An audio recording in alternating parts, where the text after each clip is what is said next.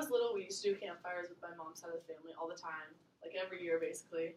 And oftentimes they'd just be telling stories the entire time to all my aunts and uncles and have the same kind of stories that they would joke about every year. And there's specifically this one story that will come up every year, and it's basically about this time that my grandpa took my mom and her three brothers on this canoeing trip. And they always just like to joke that my mom tried to drown them that day.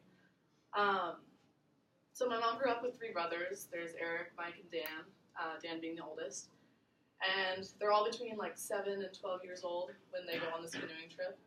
And my grandpa takes them to this river, and he brings these two like very wobbly old canoes that are just not super sturdy.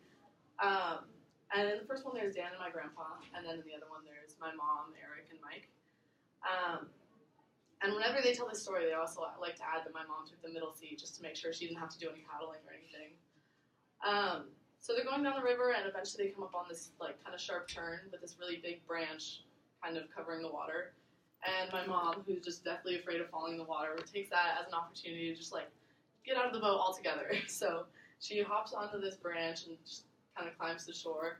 And I don't know if any of you guys have ever tried to stand up in a canoe before, but it's not easy. It gets super wobbly, and so she basically flips the whole canoe, but she makes it to shore.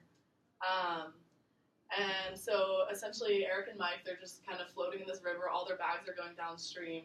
And the second boat with Dan and my grandpa, they see that and they try to backtrack and go help them out. But unfortunately they fall in as well. And while all this is happening, my mom is kind of just sitting tight on the side of the river, like pointing out like, there's a bag, there's a bag.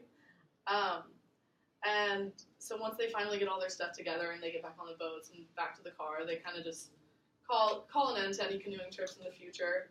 And everyone's a little bit mad at my mom because she's just completely dry.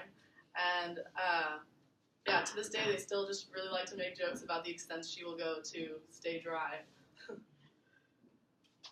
And that's it.